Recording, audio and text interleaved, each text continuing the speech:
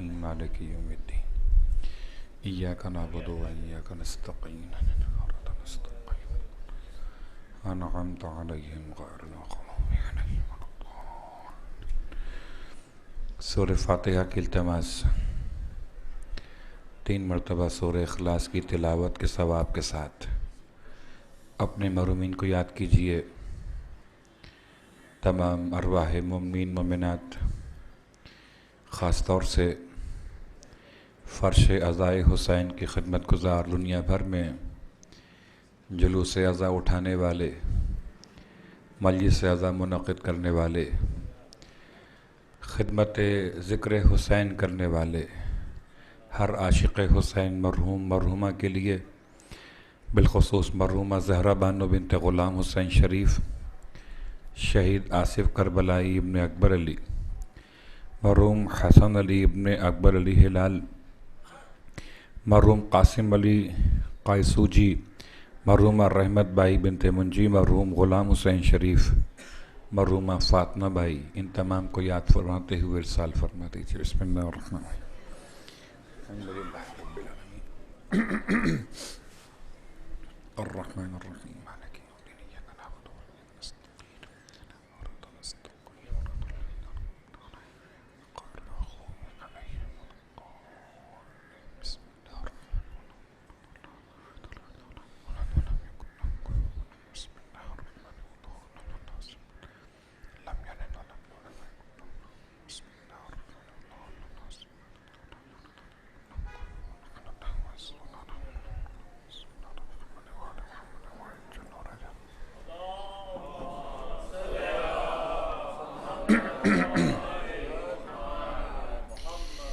اعوذ باللہ من الشیطان اللعین الرجیم۔ بسم اللہ الرحمن الرحیم۔ الحمد للہ رب العالمین، الصلاة والسلام علی اشرف الانبیاء والمرسلین، سیدنا ابی القاسم محمد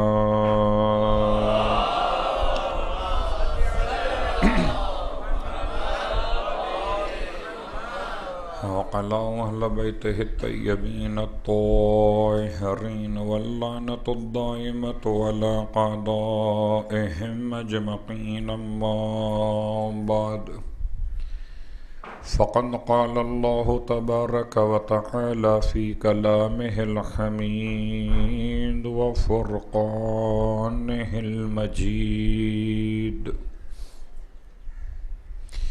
قوله الحق وهو أصدق القائلين۔ بسم الله الرحمن الرحيم، إياك نعبد وإياك نستعين۔ صلوات پڑھ لیجیے۔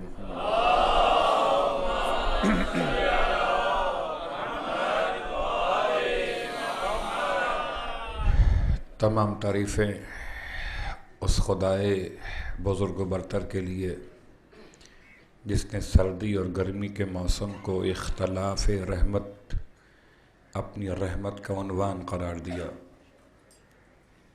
اور تمام ہدیہ درود و سلام و نزوات مقدسات کے لیے کہ جن کی تربیت نے ہر موسم کو موسم ولایت بنا دیا۔ اللہم صلی اللہ علیہ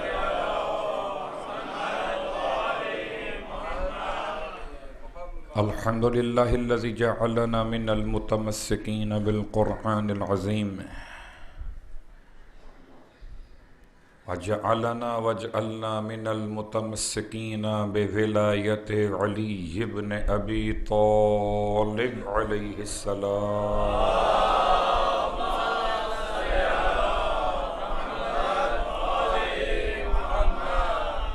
عظم اللہ اجورنا و اجورکم بمصابنا بالحسین علیہ السلام، وجعلنا وإياكم إن شاء الله من الطالبين بثأره مع وليه الإمام المهدي من آل محمد عليهم السلام.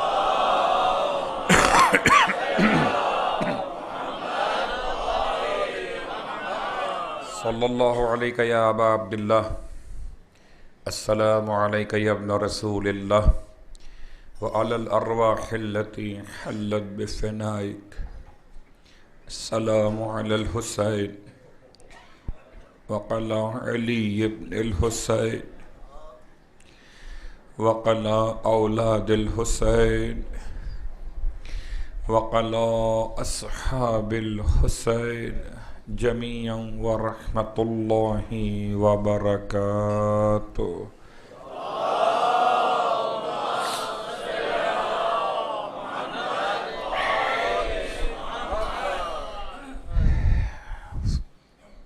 اما بعد، فرش عزائے سرکار سید الشہداء پر ایک ایسا عنوان لیے ہوئے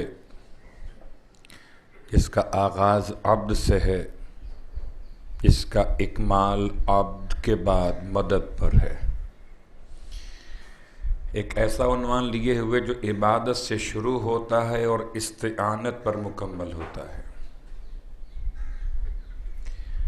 یقیناً پروردگار کا لطف و کرم کہ انسان کو خلق فرمایا تو عبادت کے لیے. اب یہ انسان کی اپنی ذمہ داری ہے کہ عبادت کے لیے خلق تو ہوا ہے، عبادت کرنا انسان کی ذمہ داری ہے، عبادت کو سکھانے کا انتظام کرنا خدا کی ذمہ داری. اگر کبھی خود سے عبادت کرنے کا شوق بھی ہو تو یہ شوق انسان کو ابلیس تو بنا سکتا ہے، مگر خدائے جلیل کا عبد ذلیل نہ بنا سکے گا. کیسے ممکن ہے کہ خدا کی مدد کے بغیر انسان عبادت کو انجام دے؟ بہت غور کیجئے کہ پروردگار اپنے حبیب کے ذریعے سے ایک ایسا پیغام پہنچا گیا، ایسا پیغام عطا کر گیا کہ روز صبح اٹھنے کے بعد انسان کی ذمہ داری کو سرکار ختم یہ مرتبہ احمد مجتبی محمد مصطفیٰ صلی اللہ علیہ وسلم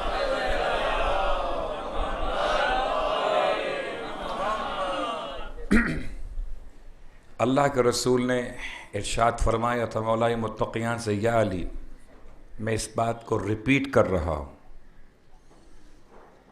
اور اعلانیہ ریپیٹ کر رہا ہوں، اس لیے کہ ہر دن انسان کی کیفیت پچھلے دن سے مختلف ہے. شاید نماز ایک جیسی ہو مگر معرفت مختلف ہے، شاید کہ رکوع و سجود ایک ہی انداز کے ہوں مگر توجہ اور خضوع مختلف ہے. اب لازم ہے کہ یہ جملہ دہرا دیا جائے. قطب راوندی کے روایت کے اعتبار سے اللہ کے رسول نے ارشاد فرمایا، یا علی اگر کوئی انسان صبح کو بیدار ہونے کے بعد خدا کی 4 نعمتوں کا شکریہ ادا نہ کرے تو اس بات کا امکان ہے کہ خدا اس سے وہ نعمتیں سلب کر لے. یا عبارت دیگر علماء نے ترجمہ کیا، اس بات کا خوف ہے کہ کہیں خدا اس سے وہ 4 نعمتیں سلب نہ کر لے.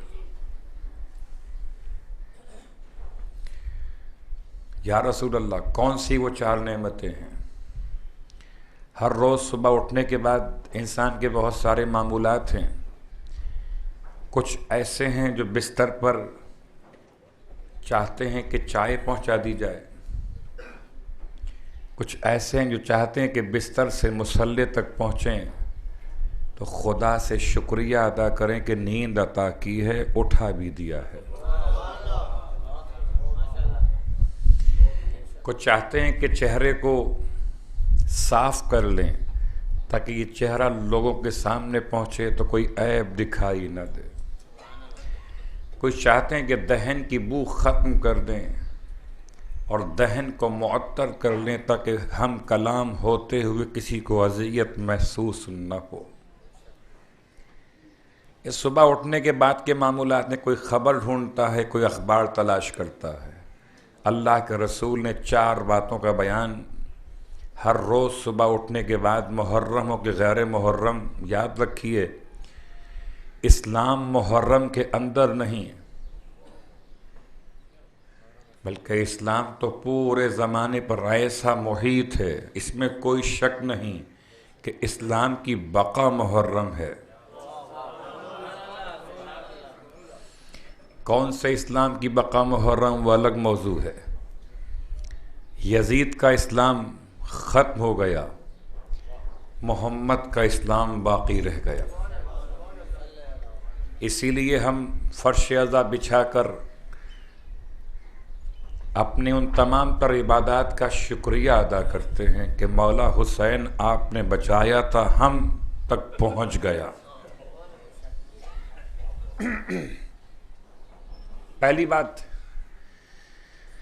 فرمائے یا علی، ہر روز صبح اٹھنے کے بعد یاد رکھیے، اٹھنا آپ کے اختیار میں نہیں ہے، نہ اٹھنا آپ کے اختیار میں ہے، نہ سونا آپ کے اختیار میں ہے. آپ کا اختیار ہے ہی کتنا. اور کیا بندے کا بھی کوئی اختیار ہوتا ہے؟ اب اگر خدا کی مدد سمجھ میں آ جائے تو بات آسان ہو جائے. کیا بندے کا بھی کوئی اختیار ہوتا ہے؟ اختیار تو مالک کا ہے، سلاتا بھی ہے اور اٹھاتا بھی ہے. جس نے سلایا تھا اس کا شکریہ، جس نے اٹھایا ہے اس کا شکریہ. وہی پروردگار. امام سوال کر رہے تھے، پہلی نعمت جو اللہ کے رسول نے بیان کی، یا علی اس طرح سے زبان سے ادا کیجئے کہ الحمدللہ الذی. بہت غور کیجئے گا، بہت سے مقامات پہ ہم شکریہ ادا کر رہے ہوتے ہیں کسی کا. یاد رکھیے، شکریہ ادا سب کا کیجئے مگر حمد صرف خدا کے لیے. دلیل چاہیے؟ آپ نے مجھے پانی پلایا، ادب کہتا ہے، تہذیب کہتی ہے، شائستگی کہتی ہے، نہیں انسانیت کہتی ہے کہ جب کوئی احسان کرے تو شکریہ ادا کرو. مگر شکریہ آپ کا، تعریف خدا کی.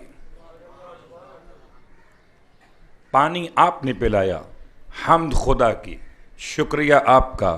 پہچانیے گا، ایاکا نستعین سے مجھے آپ کو قریب کرنا ہے، اور جتنا قریب ہو گئے اتنا عظیم ہو جائیں گے. تاکہ جو اشکالات قائم کیے جاتے ہیں مدد کے حوالے سے، ان کو سمجھنے میں آسانی پیدا ہوگی کہ مدد تو ہے خدا کی، قسم بخدا خدا کی مدد ہے، مگر خدا کی مدد کا موقع اور محل کیا ہے. آسان سی مثال دوں میں آپ کو.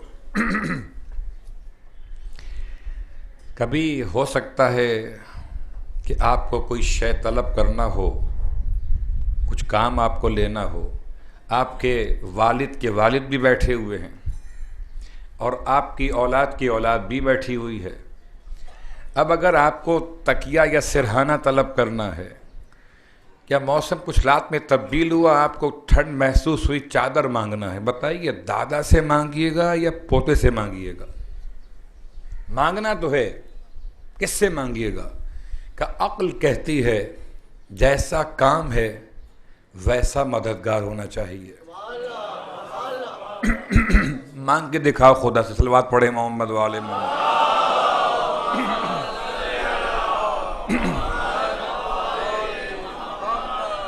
کبھی ایسا ہوا آج تک کہ آپ نے پانی کا گلاس یہ رکھا ہوا ہے، آپ نے کہا او یا علی مدد پانی پلا دیجئے؟ ہوا آج تک؟ کہ موقع اور محل کے مسائل ہیں، اور یہ لفظوں کی ایسی ہیرا پھیری ہے. ہم تو حیران ہیں جو کبھی ناد علی پر اعتراض کرتے تھے، آج ناد فلاں بنا کے بیٹھے ہوئے. صرف ناد نہیں بنا ہے. عجیب جملہ ہے.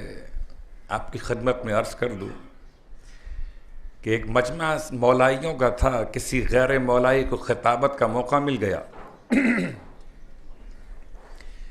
جب کسی غیر مولائی کو خطابت کا موقع مل جائے تو وہ کبھی کبھار تو مولائی بننے کی پوری کوشش کرتا ہے، لیکن یہ عجیب ہے جس نے مولائی بننے کی کوشش نہیں کی۔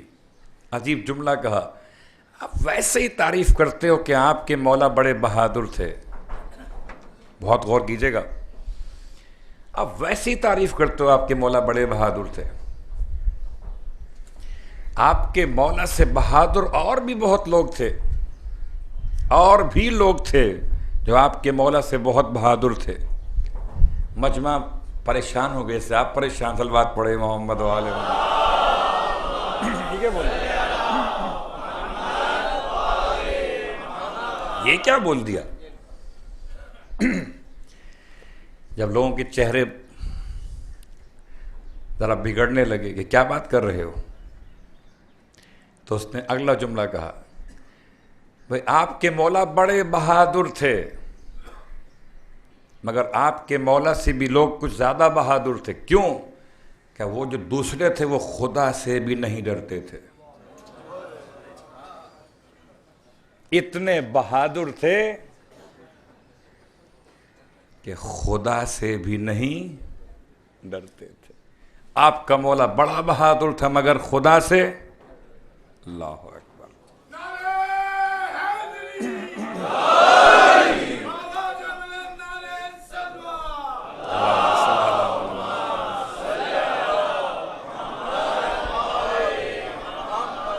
میں تو حیران ہوں، کل تک تو کہتے تھے کہ نعت علی پڑھنا بدعت ہے، آج فتویٰ تبدیل ہو گیا۔ کل تک تو نعت علی پہ اشکال تھا، آج نعت فلان بنا کے بیٹھے ہو۔ نعت فلان بنا لو، لیکن یہ تو بتا دو کہ کس موقع پر رسول نے انہیں بلایا تھا۔ اور عجیب بات ہے، ایک دفعہ نہیں، دو دفعہ نہیں، آپ کے علماء شاہد ہیں ان تواریخ کے کہ 70 مرتبہ اس نے کہا تھا لولا علی لہلک۔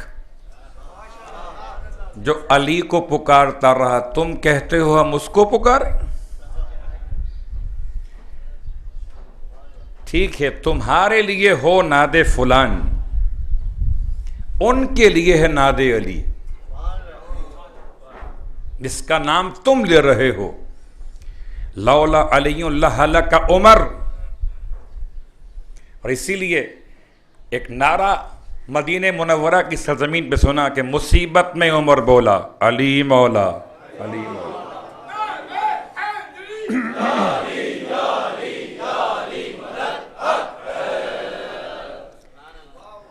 لیکن یہ جملہ باعث تسکین نہیں ہے، یہ تو میں نے جملہ معترضہ کے طور پر خدمت میں نقل کر دیا کہ واٹس ایپ پر اتنا زیادہ گردش کر رہی ہے نعت علی کے ساتھ نعت۔ اب لوگ پریشان ہیں، آپ جا کے دیکھیے، آج کی بات نہیں ہے،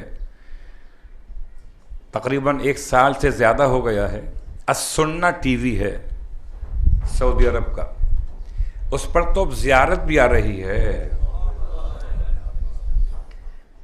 کیا ہمیں دیکھ کر چلنا سیکھ رہے ہو؟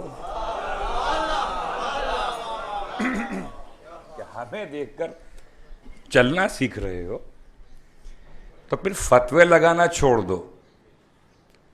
خیر اب میں فتویٰ چھوڑ دیتا ہوں، ورنہ یہ 1433 سنہ ہجرت میں فتویٰ دارالافتاء سے جاری کیا گیا کہ ویسے تو خلفائے راشدین اور اصحاب کرام کی کوئی سنت روش نہیں ہے کہ دن منائے جائیں، ان کے دن منائے جائیں، کوئی روش نہیں ہے، خلاف سنت ہے منانا، لیکن کبھی کسی کے مقابلے پر سیاسی حربے کے طور پہ منا لو تو جائز ہے۔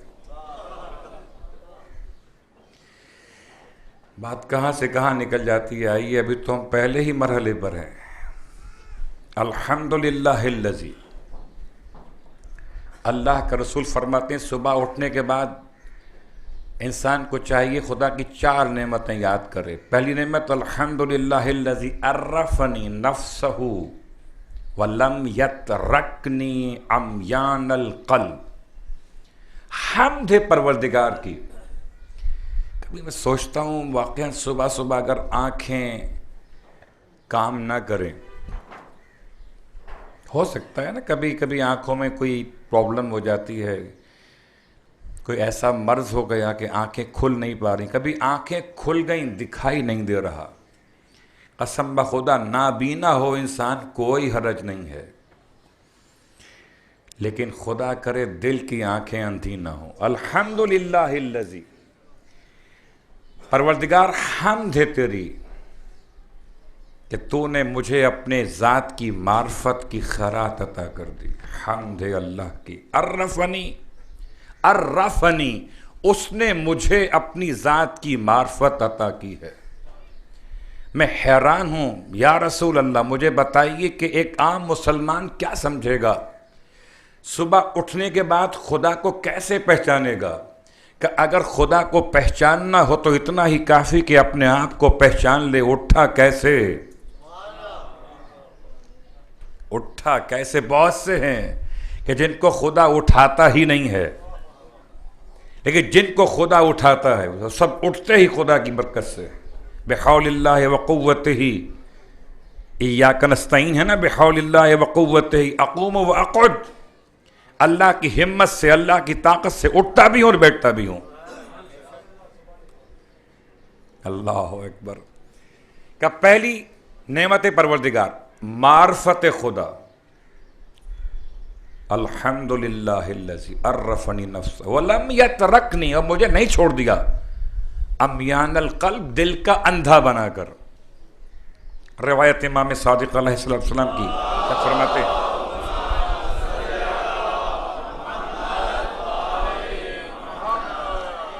فرماتے ہیں 4 آنکھیں،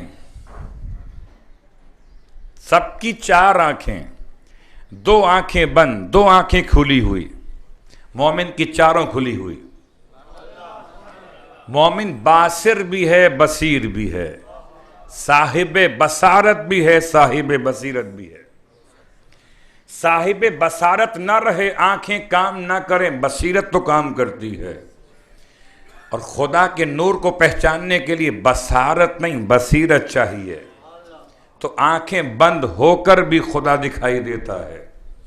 عرفنی نفسہ ولم یترکنی عمیان القلب. والحمدللہ الذی جعلنی فی امت مصطفیٰ صلی اللہ علیہ وآلہ.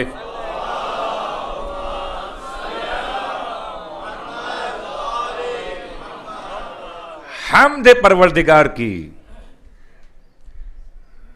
خدا کی تعریف بیان کیجئے. کس بات پر؟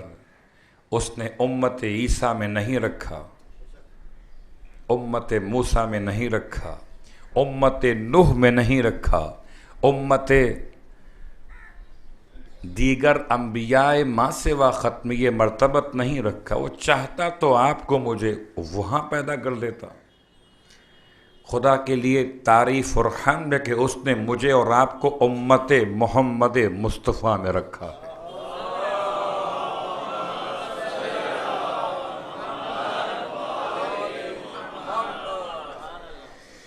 ہر روز صبح اٹھنے کے بعد ہو سکتا ہے کہ آپ اور ہم اس کو محسوس نہ کر سکیں، بہت سوں کی صبح ہوتی ہے مگر امت محمد میں نہیں ہوتے. رات کو سوئے تھے امت محمد میں.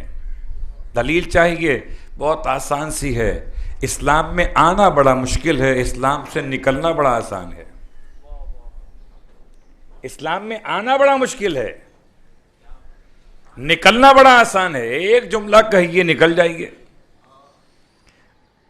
اور اسی بنیاد پر صبح 4 نعمتوں میں سے ایک بڑی عظیم نعمت، قسم بخدا اتنی عظیم نعمت کہ انبیاء تمنا کرتے ہیں. انبیاء تمنا کس بات کی کرتے ہیں؟ امت مصطفیٰ کے مقام کو دیکھ کے تمنا کرتے ہیں، یا عاشور کی عظمت کو دیکھ کے تمنا کرتے ہیں. حمد ہے پروردگار کی کہ اس نے مجھے اور آپ کو امت مصطفیٰ میں قرار دیا۔ تیسرا جملہ الحمدللہ الذی جعل رزقی فی یدیہ، سب سے پہلے معرفت، پھر ختمیہ مرتبت کی امت میں شمولیت، اب بات کرو روٹی اور کھانے پینے کی۔ الحمدللہ الذی جعل رزقی فی یدیہ، حمد ہے پروردگار کی جس نے میرا رزق اپنے ہاتھ میں رکھا۔ میں حیران ہوں کہ خدا کے بھی ہاتھ ہوتے ہیں؟ آج تک کوئی بتا دے مجھے اس نے خدا سے تنخواہ لی ہو؟ صلوات پڑھے محمد و آل محمد۔ ہے کوئی؟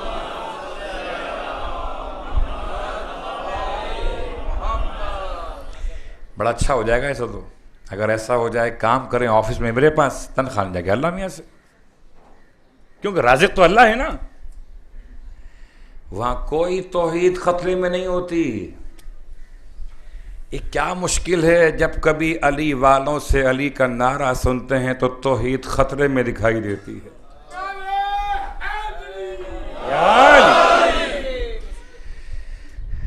عزیزان گرامی قدر، قسم بخدا دنیا کے سارے معاملات پہ غور کیجئے، کیا ہے کوئی جو کہے کہ میں نے خدا سے آج کی روٹی خدا سے لی ہے؟ قسم بخدا کوئی یہ دعویٰ کر سکتا ہی نہیں کہ اس نے آج کی روٹی خدا سے لی ہے۔ لی خدا سے ہی ہے، لی خدا سے ہے، مگر خدا سے لی نہیں ہے۔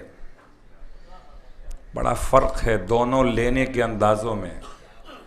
الحمدللہ الذی جعل رزقی، خدا کا بڑا احسان ہے کہ ہمارے مکتب میں اتنی دعائیں معصوم نے تعلیم دی ہیں، اتنی دعائیں دی ہیں، دعائیں عطا کی ہیں، دعائیں دی بھی ہیں، دعائیں عطا بھی کی ہیں، کہ باقی مکتب والے دعا ڈھونڈتے ہیں، ہم دعاؤں کے لیے وقت ڈھونڈتے ہیں۔ پریشان ہوتے ہیں کون سی دعا پڑھیں کون سی چھوڑ دیں، ہر دعا عظیم دکھائی دیتی ہے۔ تو عشاء کی نماز کے بعد کی تعقیبات میں دیکھیے ایک طریقہ دعا مانگنے کا اپنے الفاظ میں ہے، جیسے ٹوٹے پھوٹے الفاظ میں دعا مانگو خدا قبول کر لیتا ہے۔ یہ جملہ آپ نے کہا بے شک ضرور کہا، یہ جملہ آپ کے لیے نہیں ہے، یہ جملہ ان کے لیے جنہیں کسی نے سکھایا نہیں مانگنے کا طریقہ۔ آپ کو تو طریقہ سکھایا گیا ہے۔ بہت غور کیجئے گا، کیا مثال پیش کروں کہ اگر کبھی خدا کی بارگاہ میں انسان مانگنے کے لیے پہنچا ہوا ہو اور مانگنے کا طریقہ عجیب سا ہے، ایسا طریقہ ہے کہ انسان مانگ رہا ہوتا ہے اور خدا پر احسان کر رہا ہوتا ہے، ان سے بچیے گا۔ جو نماز میں خدا کو وقت دیتے ہیں ان میں رہیے، جو نماز میں خدا سے وقت لیتے ہیں، دونوں میں کیا فرق ہے؟ چھوٹی سی مثال ہے، میں نے بعض محبت کرنے والے کچھ ایسے افراد سے ملاقات کی کہ جو اپنے ڈرائنگ روم میں تصویر لگا کر رکھے ہوئے ہیں کہ میری ملاقات صدر مملکت سے ہوئی، تصویر لگی ہوئی ہے۔ میں نے پوچھا مسکرا کر کہ یہ آپ کی تصویر، اب لفظ ماشاءاللہ کہنا غلط ہے یہاں پر، یہاں تو انا للہ کہیے، یہاں تو انا للہ کہیے، لیکن لوگ کہتے ہیں ماشاءاللہ۔ اچھا یہ آپ ساتھ بیٹھے ہوئے ہیں، اچھا کب ملاقات ہوئی تھی؟ کہا میں نے صدر کو ٹائم دیا تھا 5 منٹ کا، تو میں سمجھ گیا کہ یہ صلوات پڑھے محمد و آل محمد۔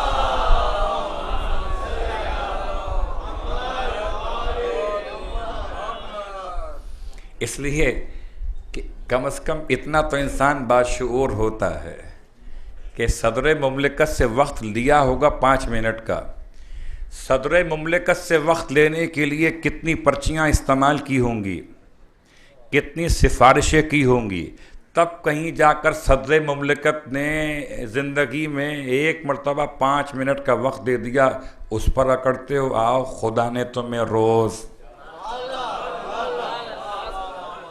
اپنی ملاقات کا وقت خود دھلوات پڑے محمد و آل محمد۔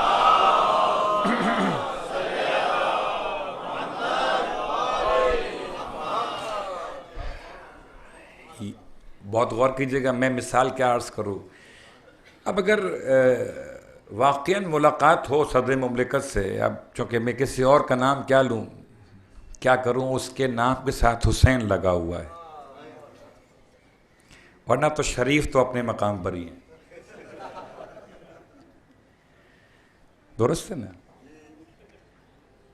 تو اب ملاقات کا جب وقت طے ہو گیا تو میں نے پوچھا کہ جب آپ نے ملاقات کی ہوگی تو ملاقات اگر ملاقات تھی 11:05 پر، تو آپ کب گئے تھے وہاں ایوان؟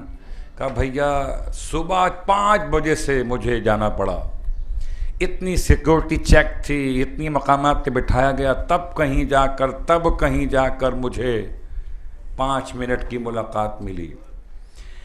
دنیا پرستوں سے ملنا ہو تو گھنٹوں پہلے جاتے ہو، خدا سے ملنا ہو تو سوچتے ہو آخری وقت کون سا ہے کوئی جو نماز کے اول وقت کو ڈھونڈتا ہو، اول وقت کو ڈھونڈتا ہو کہ خدا نے مجھے وقت دیا، اس نے وقت دیا جو محمد کا خدا ہے، اس نے وقت دیا جو علی ابن ابی طالب کا خدا ہے۔ اتنا بڑا احسان۔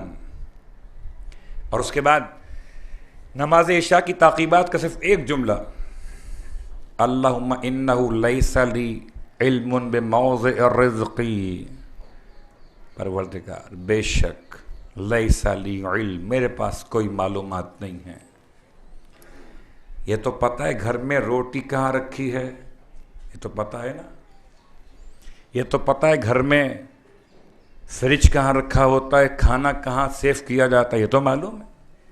اللہم انہ لیس لی علم بموضع رزقی، وہ کون سا رزق ہے جس کے لیے آپ خدا کی بارگاہ میں کہتے پروردگار مجھے اپنی روزی کا کوئی ٹھکانہ معلوم نہیں ہے، لیس لی علم بموضع رزقی وانما اطلبہ بخطرات تخطر علی قلبی، پروردگار میں اسے طلب کرتا ہوں، ڈھونڈتا ہوں، تلاش کرتا ہوں جہاں میرا گمان بخطرات تخطر علی قلبی، جہاں دل کہتا ہے وہاں ڈھونڈتا ہوں، ہو سکتا ہے یہ مارکیٹ ہو، وہ مارکیٹ ہو، وہ مارکیٹ ہو۔ گرچہ بہت تفصیل میں ہم نکل گئے تو یہ موضوع ہی پلٹ جائے گا، اس لیے کہ رزق خود ایک عنوان نہیں ہے، کاش وہ سماعتیں ہوں، وہ علم کے دریا ہوں۔ مجھے تو ممبر سے وہ عظیم شخصیت علامہ رشید ترابی علی اللہ مقامہ کی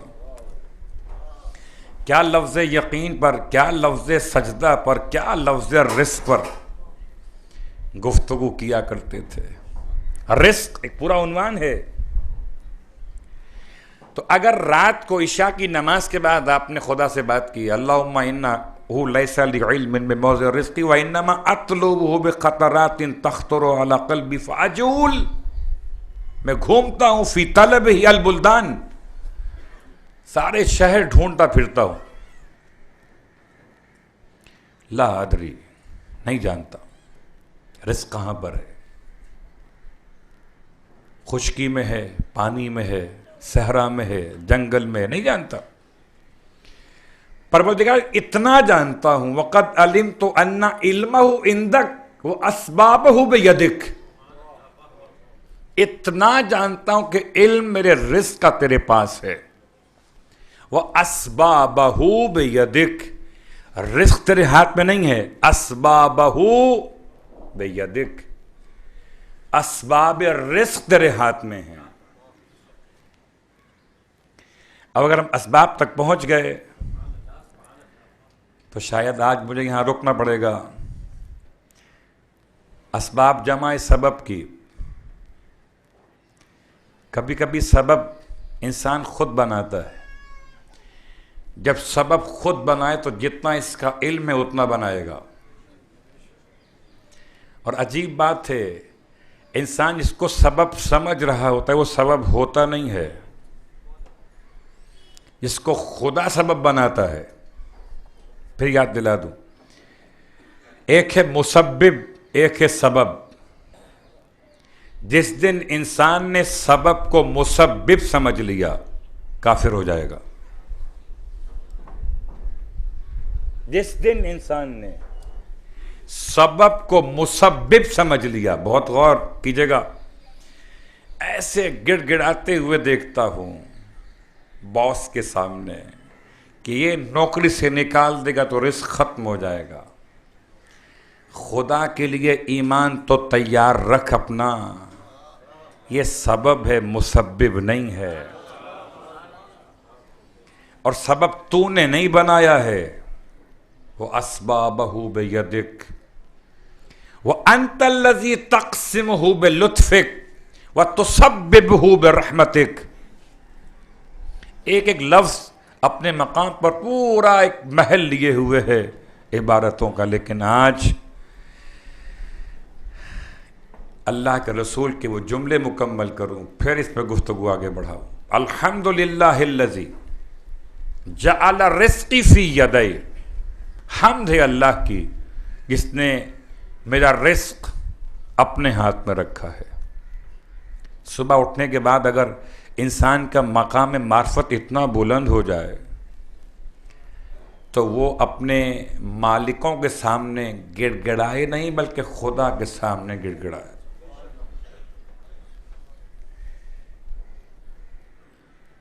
وَلَمْ يَجْعَلْ رِزْقِي فِي أَيْدِي النَّاسِ.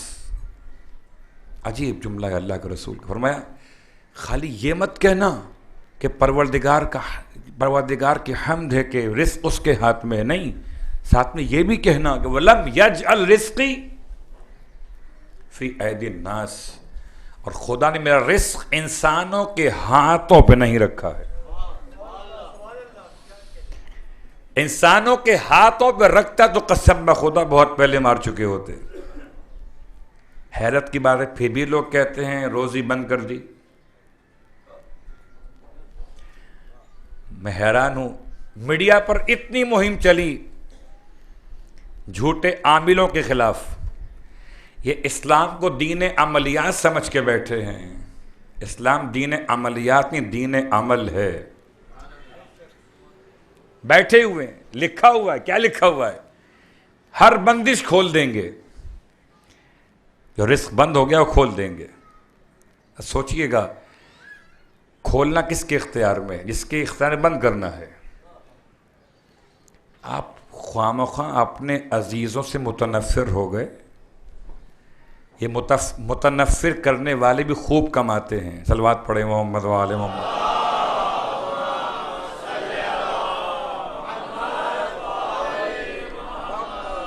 مجھے حکم ہے کہ میں آپ کی خدمت میں عرض کروں کہ تھوڑا سا قریب ہو جائیے تاکہ ثواب میں انشاءاللہ اضافہ ہو. صلوات پڑھتے ہوئے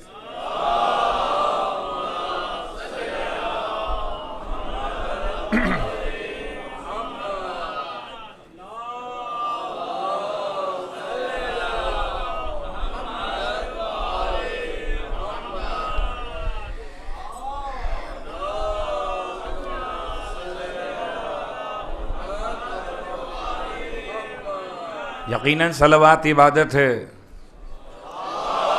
یقیناً عبادت ہے.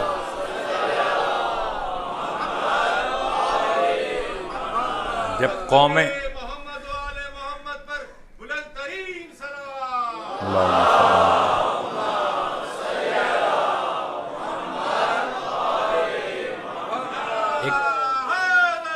یا علی،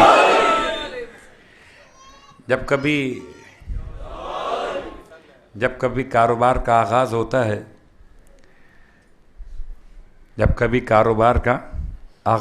جاب کا پہلا دن ہوتا ہے تو ایک جملہ استعمال ہوتا ہے عام زبان میں عوامی اعتبار سے کہ آج بونی ہو گئی.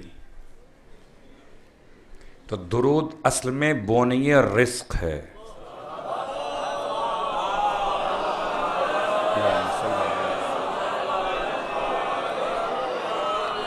چاہے اللہم صلی اللہ،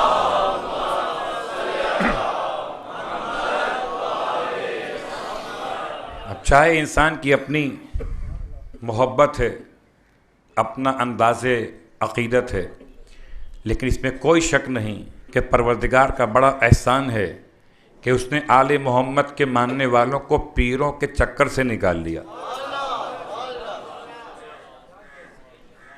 پیروں کے، اور ہمارا صرف ایک ہی پیر ہے،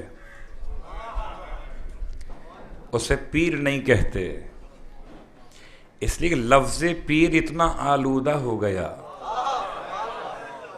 جیسے ہم لفظ یار نہیں کہتے، لفظ بڑا عجیب سا ہے، سب سے نسبت قائم کرنا مشکل ہے. نہ لفظ یار کہتے ہیں نہ لفظ پیر کہتے ہیں، ہم تو لفظ امام کہتے ہیں کہ ہماری ماں کے لیے بھی امام، ہماری بیٹی کے لیے بھی امام، ہماری بہن کے لیے بھی امام، وہ تمام کائنات کا امام ہی تو ہے علی ابن ابی طالب.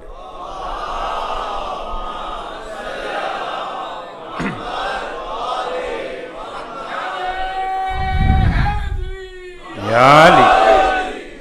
عزیزان گرامی قدر، تو آج کے حد تک ایاک نستعین پر صبح کے اس 4 کلمات میں 3 کلمات میں تیسرے کلمے پر روکتے ہوئے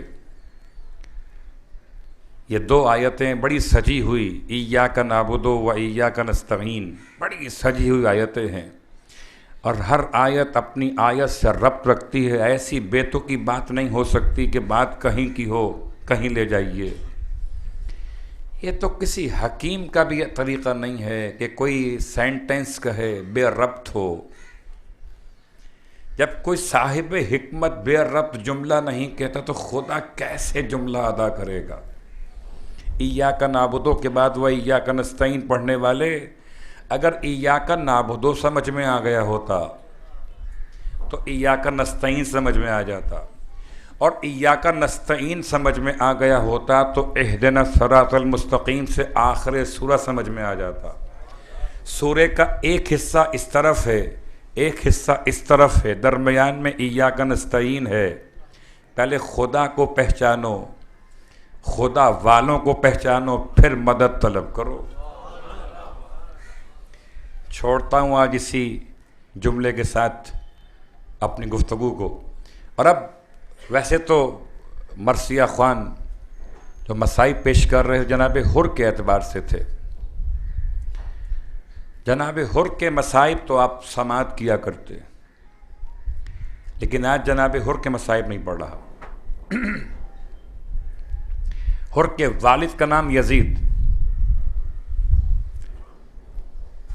والد کا نام یزید، یزید ابن معاویہ ابن ابو سفیان کے بیٹے کا نام معاویہ.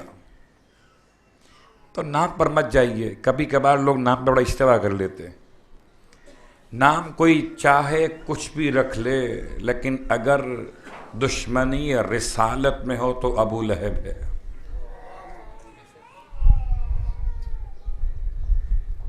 اور چونکہ نام جب ابو لہب زبان پر آ ہی گیا تو ربط مصائب سے پہلے صرف ایک اتحاد کی بات کرنے والوں کی شکایت کہ سب کو اچھا کہیے، اتحاد رہے گا، برا کہنا چھوڑ دیجئے. میں کہتا ہوں قرآن سے سورہ لہب نکال دیجئے، صرف سورہ لہب. کبھی کبھی غور کیجئے گا، سورہ لہب پڑھ کر ایسا لگتا ہے جیسے یہ کلام خدا نہیں ہے. میں ڈرتے ہوئے کہہ رہا ہوں، لگتا ہے جیسے کوئی محلے کی خاتون کسی خاتون سے لڑ رہی ہو اور بد دعا دے رہی ہو، ٹوٹ جائیں تیرے ہاتھ. ترجمہ یہی ہے، تبت یدا ابی لہب و تب. اور پڑھیے، جب پڑھیں گے تو اس سے پہلے پڑھیں گے بسم اللہ الرحمن الرحیم. اور جب قرآن کو چومیں گے سورہ لہب نکل آئے تو چومیں گے نا. صلوات پڑھیں محمد والے، چومیں گے نا اس کو. مسجد میں رکھیں گے، تم کہتے ہو ہم برا کہنا چھوڑ دیں، تو بروں کو برا نہ کہا جائے تو یہ بھی تو غلط ہے۔ تو خیر تبت یدا ابی لہب میں بات بہت آگے بڑھ جائے گی، ورنہ تو حمالۃ الحطب کا ترجمہ بڑا خوبصورت ہے۔ خدا نے چھوڑا نہیں نہ مرد کو نہ عورت کو۔ جب کوئی اچھے مرد ہوں اچھی عورتیں تو تعریف ہوتی ہے، اچھے مرد اچھی عورتیں، اور برے مرد اور بری عورتیں ہوں تو خدا ایسے ہی سناتا ہے کھول کھول کے۔ تم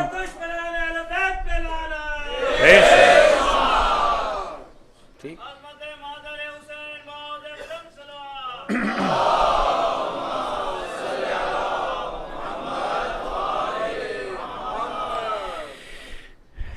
یہ حضرت حر کے والد کا اسم گرامی یزید، آپ کا نام حر،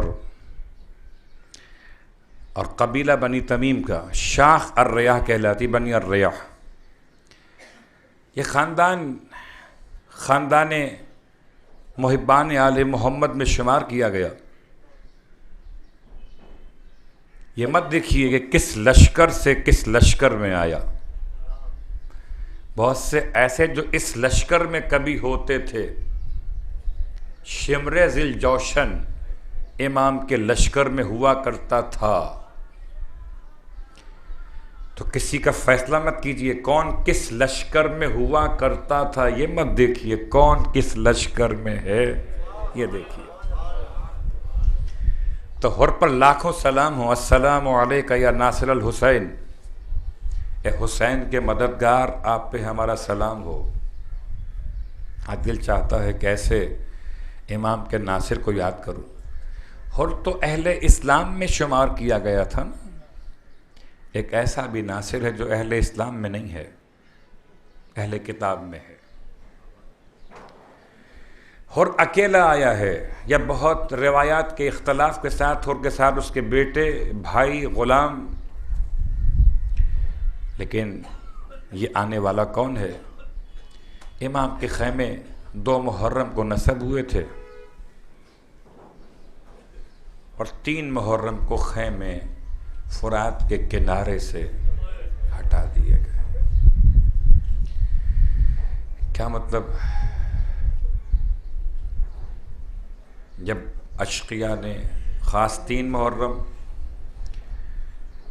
عمر ابن سعد ملعون کی کربلا آمد، اور عمر ابن سعد ملعون کے خیام کے لیے مقام کا انتخاب فرات کا کنارہ، چونکہ گرمی بہت ہے، اور فرات کے کنارے پر امام اس سے پہلے پہنچے ہوئے، زمین خرید چکے ہیں، تو امام کے خیمے پر ہجوم کیا گیا۔ حضرت عباس خیمے سے باہر آئے، یہ کہتے ہیں یہاں سے خیمے ہٹائے جائیں، یہاں امیر کے خیمے لگیں گے، لشکر یزید کا جو امیر ہے۔ حضرت عباس کا انداز، ایک مرتبہ تلوار سے زمین پر خط کھینچ دیا، فرمایا خیمے تو بہت دور ہیں کہ تم ہاتھ لگا سکو، اگر کوئی واقعاً تم میں شجاعت رکھنے والا ہے کوئی مرد، اس خط کو عبور کر کے دکھائے۔ اللہ اکبر۔ اور ابھی یہ خبر امام تک پہنچی ہے، امام خیمے سے باہر نکل آئے، امام نے حضرت عباس کے شانے پر اپنے دست امامت کو رکھا۔ بھیا عباس، اگر یہ چاہتے ہیں کہ ہم خیمے یہاں سے ہٹا دیں تو ہٹا لو، وہی جو ابھی کہتا تھا کہ اس خط کو عبور نہ کر سکو گے، وہ اپنے ہاتھ سے خیموں کی قناتیں کھول رہا تھا، اسے عباس کہتے ہیں۔ انسان کیا سمجھے گا؟ واہ غربتا، رونے والوں، کبھی آپ نے دیکھا ہے نا کہ وہ جب آپ مجلسوں میں آتے ہیں یا زیارتوں پہ جاتے ہیں، سفر پہ جاتے ہیں، تو جب ساتھ میں چھوٹے بچے ہوں تو لوگ پانی کی بوتلیں بھر لیتے ہیں، کہ خدا معلوم بچے ساتھ میں کس وقت پانی کی ضرورت پیش آ جائے. ہائے حسین، 3 محرم کا وہ دن تھا جب زہرا کے لال کے خیمے وہاں سے اٹھا دیے گئے. افراد دور ہو گئی اور ان خیموں کو چاروں طرف سے اشقیاء نے کیسے گھیرا تھا کہ اسی میدان کربلا سے گزر رہا تھا ایک چھوٹا سا قافلہ چند انسانوں کا کہ وہاں قیام پذیر ہوئے قافلے کو روکا پانی کی وجہ سے. دیکھا اتنی بڑی فوج کربلا میں پڑی ہوئی ہے. تو خاتون ہے، عیسائی خاتون، کہتی ہے اپنے بیٹے سے، اکلوتا بیٹا ہے، کہتی ہے بیٹا اس میدان میں اتنی بڑی فوج کسے گھیرنے کے لیے آئی ہے؟ وہ خیمے کس کے جو دور لگائے گئے ہیں؟ کہتے ہیں وہاب اپنی ماں کی بات سن کے چلے، امام کے خیام کی طرف بڑھے. امام نے خیمے سے عباس کو روانہ کیا، بھیا جاؤ یہ ہماری طرف آ رہا ہے، اسے سمجھا بجھا کر واپس بھیج دو. کہ ہمارے ساتھ کہاں چل سکے گا، یہ ہمارے ساتھ کس طرح چلے گا، ابھی شادی کر کے آیا ہے، سمجھا کے بھیج دو. عباس خیمے کے باہر آئے. وہاب کی ملاقات آقا عباس علیہ السلام سے ہوئی. سوال کیا کیا؟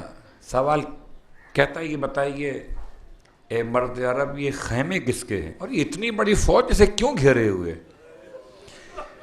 حضرت عباس نے ارشاد فرمایا یہ غریب سید کے خیمے ہیں اور یہ لشکر یزید ہے جو یہاں اسے گھیرے ہوئے ہے، مگر تم جاؤ، تمہارا اس سے کیا مطلب؟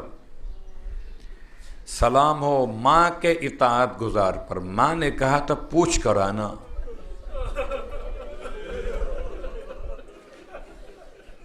ماں نے کہا تھا پوچھ کر آنا. وہاب کے لیے یہ علم کافی نہ تھا. کہتا ہے آقا عباس سے آپ کو اسی غریب سید کے حق کی قسم ہے، مجھے اس کا نام بتا دیجئے. اب جب قسم مولا عباس کو دی ہے تو کہتے ہیں پس پردہ خیمہ امام کی آواز بلند ہوئی، بھیا بتا دو اسے اب یہ رکنے والوں میں سے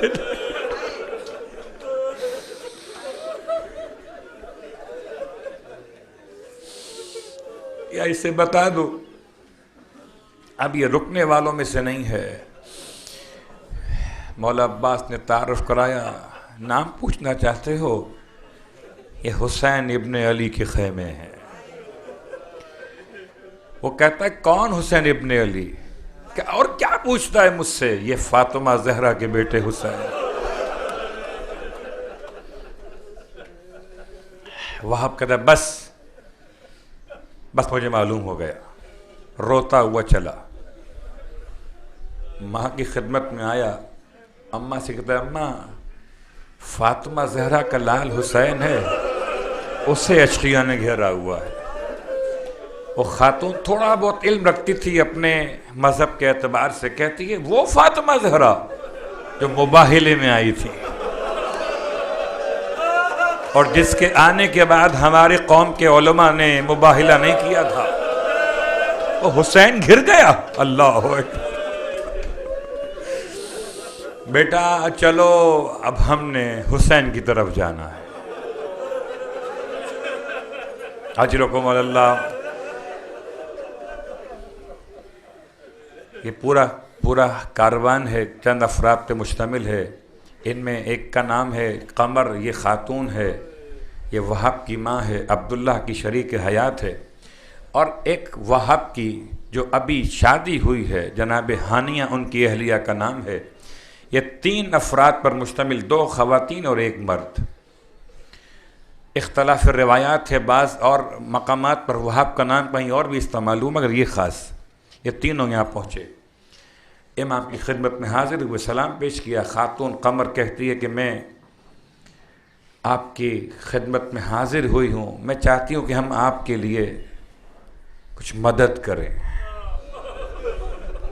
آپ کی نصرت کریں. امام نے فرمایا مجھے تمہاری نصرت قبول نہیں ہے، مجھے تمہاری مدد قبول نہیں ہے جب تک کہ تم اسلام قبول نہ کر لو۔ رونے لگی، کہتی ہے کہ جب آپ کے در پر آ گئے تو بھلا کیا اسلام کی برکت نہ ملے گی؟ اس نے حسین کو ایک بار دیکھ لیا، اگر واقعاً وہ انسان ہوتا تھا تو امام کا عاشق ہو جاتا تھا۔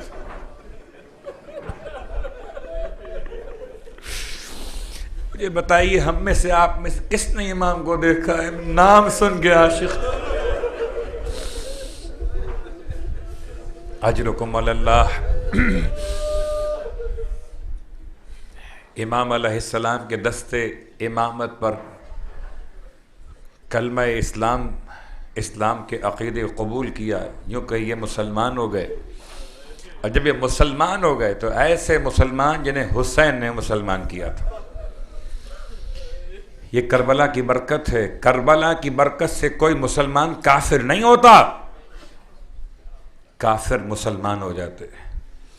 اب امام کی خدمت میں حاضر ہیں، بس رونے والوں، شب عاشور ہر ماں نے اپنی قربانی کو تیار کیا ہے، اور آپ سمجھ سکتے ہیں جو اتنے زیادہ قربانی پیش کرنے والے خاندان تھے وہ تو مطمئن تھے کہ ہاں اکبر ہیں، اصغر ہیں، اور محمد ہیں۔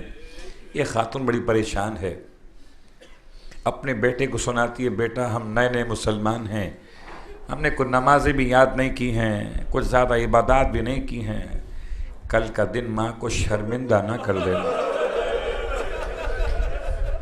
بیٹا کل کو کوئی یہ نہ کہے کہ چونکہ نئے مسلم تھے اس لیے جان بچا کے چلے گئے۔ عجیب جملہ ماں نے کہا ہے۔ ماں کہتی ہے بیٹا آج تک میں نے تجھ سے کچھ نہیں مانگا ہے، آج میں تجھ سے سوال کرتی ہوں۔ کہا اماں کیا مانگتی ہو؟ کہا بیٹا مجھے اپنے گلے کا خون دے دے، اس شیر مادر کے بدلے آج مجھے تو اپنے گلے کا خون عطا کر دے۔ کہتا ہے اماں مت گھبرا، کل جب عاشور کا دن، قربانی کا دن ہوگا تو دیکھنا میں قربان ہو جاؤں گا، مولا پہ قربان ہو جاؤں گا۔ 10 محرم کا دن نمودار ہوا۔ امام کا یہ عاشق ماں کی خدمت سے مشرف ہو کر جانا چاہتا ہے امام کی خدمت میں۔ کہتا ہے اماں اگر اجازت ہو تو میں اپنی شریک حیا سے مل لوں۔ کیسی خاتون ہے؟ کہتی ضرور ملو بیٹا، لیکن خیال رکھنا بعض عورتیں دنیا کی محبت کو آخرت پہ غالب کر لیتی ہیں، ضرور ملو مگر یاد رکھو یہ جملہ۔ آئے ہانیہ کے خیمے میں، دیکھا سر جھکائے زانوؤں پر رکھے زاروں قطار ہو رہی ہے، قدموں کی آہٹ سن کے سر اٹھایا، وہاں قریب کھڑے تھے، وہاں پوچھتے ہیں کیوں رو رہی ہے؟ عجیب جملہ کہتی ہے رو اس لیے نہیں رہی کہ تو جا رہا ہے مرنے کے لیے، اس لیے رو رہی ہوں کہ مجھے خدا نے عورت بنایا، کاش مجھے مرد بناتا تو میرے مولا کا ایک ناصر بڑھ جاتا۔ اللہ اکبر۔ عزیزو جملہ یاد رکھنا، بہت سے ہیں جو کہتے ہیں کیا ضرورت ہے مجلس میں جانے کی، کیا ضرورت جلوس میں آنے کی۔ یاد رکھیے آپ کے جانے سے ایک ناصر بڑھ جائے گا، آپ کے جانے سے ایک ناصر کا اضافہ ہو جائے گا۔ خاتون رو رہی ہے بیٹھی ہوئی۔ جب جناب وہب نے گفتگو کی تو ہانیہ کہتی ہے اچھا مولا کے پاس مجھ کو لے کے چلیں، مجھے کچھ ضمانتیں مولا کے سامنے آپ سے لینی ہیں۔ خدمت امام میں دونوں آئے ہیں، نئے مسلمان ہیں، نئی شادی کی ہے۔ امام سے کہتی مولا آپ تو جانتے ہیں میں نے دنیا کی کوئی خوشی شادی کے بعد ابھی دیکھی نہیں ہے، مولا میرا شوہر جا رہا ہے، مولا اس سے 2 باتوں کا وعدہ کروا لیجئے۔ پہلی بات مولا اس سے یہ کہہ دیجئے کہ یہ میرے بغیر جنت میں داخل نہیں ہوگا، میرے بغیر جنت میں داخل نہیں ہوگا، مولا اس سے کہلوا دیجئے۔ امام رو رہے۔ ایک دوسرا جملہ بہت سخت کہہ دیا، کہتی ہے مولا کے سامنے کہ مولا اس سے کہیے کہ یہ اپنے جانے سے پہلے، میں اس کے نکاح میں ہوں نا، یہ اپنے جانے سے پہلے مجھے شہزادیوں کے سپرد کر دے۔ خدا معلوم ہانیہ کے ذہن میں کیا بات تھی کہ اگر میں شہزادیوں کے پاس رہوں گی تو شاید میرا پردہ بچ جائے گا۔ ہانیہ تجھے کیا خبر تھی، شام غریباں ایسی شام قیامت کی کربلا کے میدان میں آئے گی۔ واہ غربتہ، واہ محمدہ، زینب کا پردہ نہ رہے گا، ارے زینب کو اسیر بنایا جائے گا، ہانیہ تو بھی اسیر ہو جائے گی۔ رونے والو خدا کوئی غم نہ دے۔ آخری جملہ،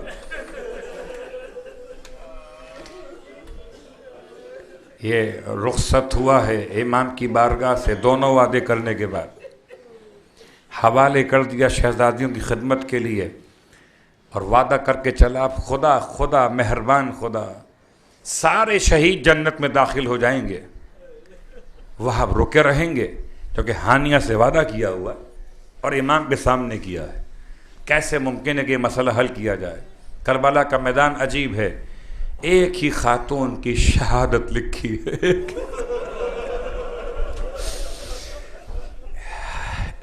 کون سی خاتون کی شہادت؟ شاید یہ واقعہ پیش نہ آتا اگر یہ شرط نہ رکھی جاتی کربلا کے میدان میں، کیونکہ ابھی اتنے اسلامی آداب، اتنے اسلامی واجبات سمجھ میں نہیں آیا، ابھی تو مسلمان ہوئے ہیں، اس لیے پردے کا مسئلہ اتنا شدت سے سمجھ میں نہیں آیا ہے کہ جب جناب وہب زخمی ہو کر گرے ہیں تو یہ خاتون میدان کربلا میں آ گئی اور اپنے سر پر، اپنے بالوں پر وہب کا خون لگانا شروع کیا، ایسے روئی جیسے کوئی بیوہ اپنے سہاگ کے لٹ جانے پر روتی ہے۔ کہتے ہیں اس حالت میں اس مومنہ پر بھی حملہ کیا گیا۔ واہ غربتہ، اب وہب کو جنت میں جانے کی آسانی ہو گئی، ارے ہانیہ کی روح بھی ساتھ ساتھ چلی۔ واہ محمد، واہ مصیبت۔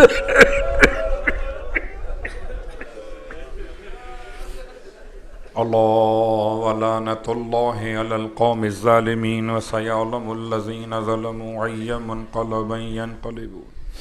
باراللہ واسطہ محمد و آل محمد کا ہماری اس عبادت کو اپنی بارگاہ میں قبول و مقبول فرما۔ پروردگار واسطہ محمد و آل محمد کا، وہاب قلبی کا واسطہ پروردگار، اس عظیم ناصر کا واسطہ جو قربان ہو گیا۔ پروردگار جب زمانے کا امام آواز دے، میرے مالک کوئی دن ہو، کوئی تاریخ ہو، کوئی رکاوٹ واقع نہ ہو، پروردگار نہ اولاد کی محبت آڑے آئے، نہ گھر کی محبت رکاوٹ بنے، ہمیں امام کے ناصرین میں، امام کے ناصرین کے غلاموں میں شامل فرما۔ باراللہ واسطہ محمد و آل محمد کا پروردگار، روز قیامت بڑا مشکل وقت ہوگا، کوئی کسی کو نہیں پوچھے گا۔ پروردگار واسطہ مسلم ابن عقیل کا، مسلم لاچار کا واسطہ، جب کوفے کے سارے دروازے مسلم پر بند ہو گئے، پروردگار اس وقت کا واسطہ جب قیامت میں کوئی ہمیں پرسان حال نہ دکھائی دے تو ہمیں حسین کی دکھیاری ماں فاطمہ زہرا کی شفاعت نصیب فرما۔ اے پروردگار یقین رکھتے جسے سیدہ کی شفاعت مل گئی اسے ہی نجات ملنے والی ہے۔ پروردگار قیامت کے میدان میں حسین کی دکھیاری ماں کی شفاعت نصیب فرما، ہمیں بھی نصیب فرما، ہماری ذریت و اولاد کو بھی نصیب فرما، ہمارے والدین کو بھی نصیب فرما۔ امام زمانہ علیہ السلام کے ظہور میں تعجیل فرما۔ ربنا تقبل منا انک انت السمیع العلیم بجائے محمد وآلہ المعصومین برحمتک یا ارحم الراحمین۔ ماتم حسین۔